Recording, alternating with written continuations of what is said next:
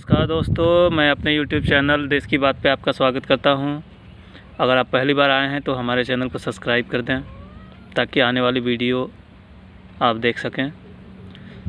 दोस्तों, आज हम बात करेंगे हमारे देश में रोज़ 5000 से ज़्यादा रेप केसेस आते हैं, लेकिन उनमें से सुनवाई 1 या 2 की होती है। ऐसी ही एक घटना 2012 को हुआ था, जिसे कि आप भाली भांति जानते होंगे। अगर मैं नाम बताऊं तो आपको तुरंत याद आ जाएगा। दिल्ली में एक निर्भया कांड हुआ था, जो कि 2012 में 20 दिसंबर को हुआ था।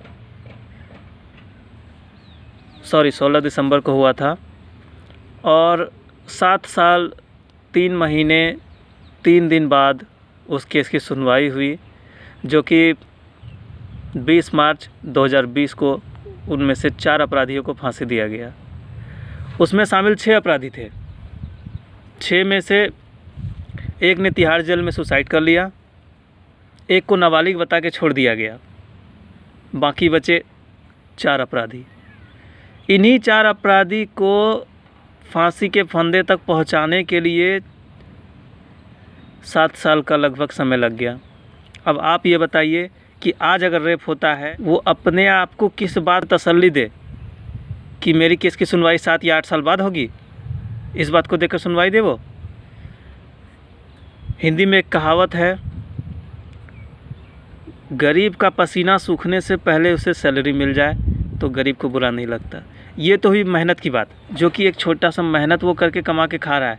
उसमें अगर वो एक दिन ना भी कमाए तो उसकी रोजी रोटी चल सकती है। लेकिन यहाँ इतना बड़ा कांड होता है, एक लड़की का लाइफ बर्बाद हो जाता है, जहाँ तक कभी कभी उसकी जान भी चली जाती है। और अपराधी खुलेआम 7 साल तक घूमते रहते हैं। भले उन्हें जेल में रखा गया है, उसमें से एक को छोड़ दिया गया नाबालिग कह के।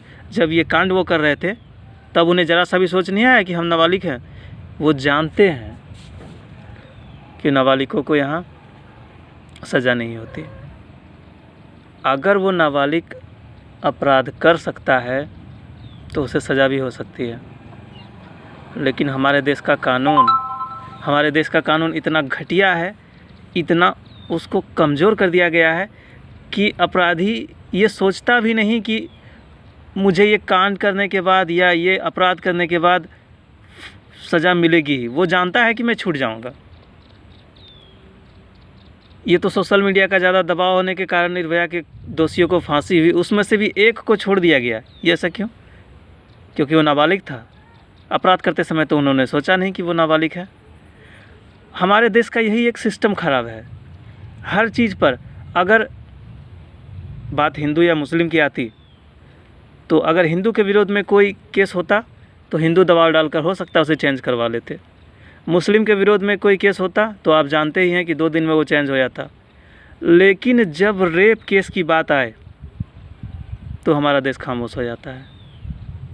बस सोशल मीडिया पर पोस्ट करेगा justice for Nirbhaya, justice for Priyanka Reddy, या फिर और भी बहुत सारे केसेस हैं जिनमें हम तक पहुंचती भी नहीं है।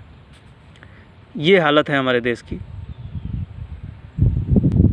गाइस, मेरा कहने का मतलब ये नहीं है उसे सज़ा और जल्दी मिले, बहुत कम टाइम में मिले। ऐसा नहीं कि वो 7 साल 8 साल तक वो केस चले। वो रेप केस हुआ है, रेप का केस है, बलात्कार का केस है, उसे ज़्यादा से ज़्यादा 1 महीने या 15 दिन में ख़त्म कर दिया जाए।